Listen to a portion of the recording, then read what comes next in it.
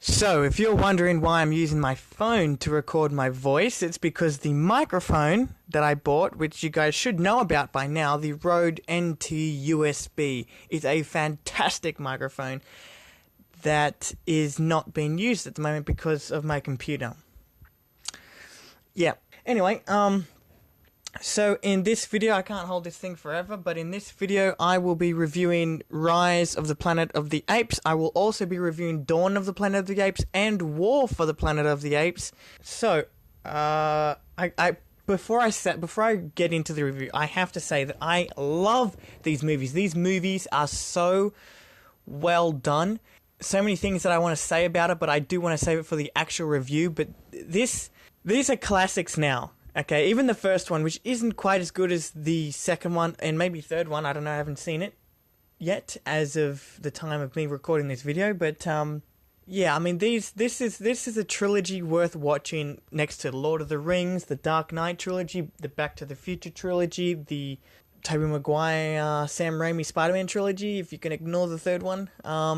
Yeah, this is a trilogy worth of the name. Trilogy. Anyway, let's get straight into the story, as I do with all my reviews now. I always write down my thoughts. It's a good habit to get into. The story is that an orphaned baby chimp named Caesar is taken under the care of Will Roberts or something. I don't know his name, but James Franco is looking after this guy, this orphaned ape, Caesar, and Caesar is really smart, and he grows up to lead a small group, well, really a big group of apes to freedom. That's it, really. It's simple, okay? This story is good because of its simplicity. It's not overly complicated, and one could say that the idea of introducing a virus into the story as a reason for how humanity was wiped out so quickly, one could say that that's lazy writing. I don't think it's lazy. I think there is a difference between simple writing and lazy writing. I don't know if me moving the mic around like this is making it worse. Is it? Is it making it worse? This is the one topic that I really want to talk about, is the CGI, okay? Now, the common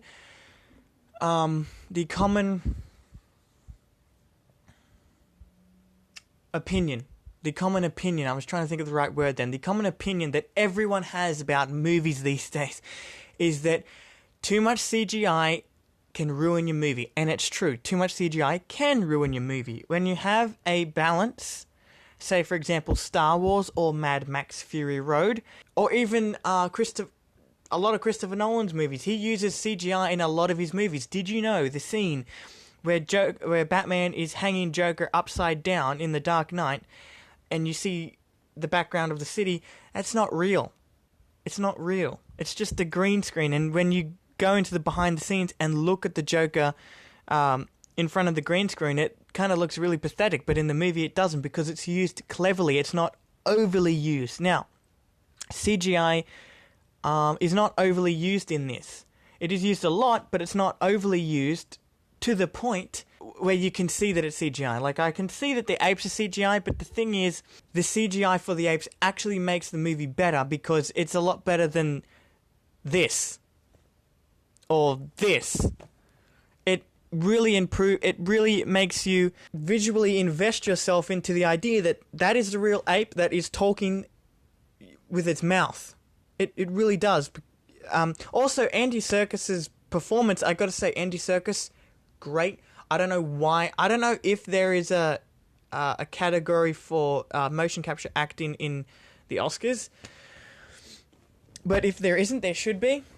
If there is, he should win for the whole trilogy, because he is amazing. I think this is one of his finest. This is his finest work. Man, he's so good, and he needs to win an Oscar. And I don't think he has yet, but he needs to. Okay? Hashtag Andy Serkis wins the Oscar for Caesar.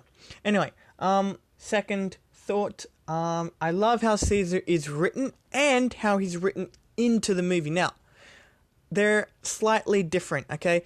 The writing for Caesar as a character is fantastic. It's almost like that. This, like, you have Batman's origin, and this is Caesar's origin, and he's like a superhero.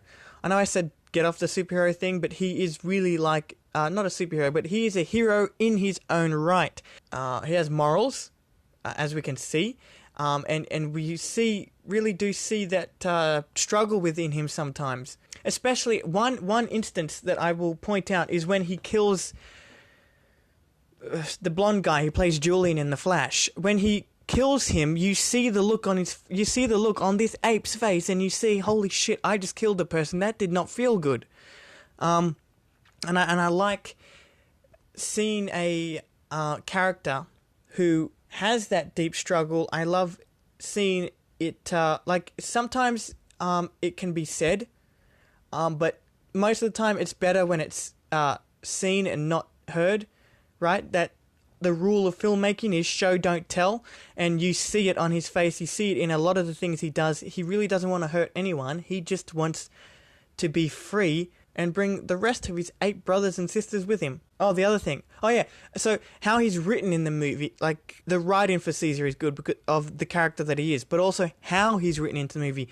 And the difference with that, what I mean by that is the things that he does, the situations that he is involved with, how he interacts with people and reacts to situations is fantastic. One of my favorite moments, I know it's a small thing. James Franco's character's father is suffering from Alzheimer's? I don't know how to pronounce it, but he's suffering from the most dangerous brain disease on the planet, I guess. And, you know, he gets better because he's given the drug that will help him improve his brain beyond the expected limit.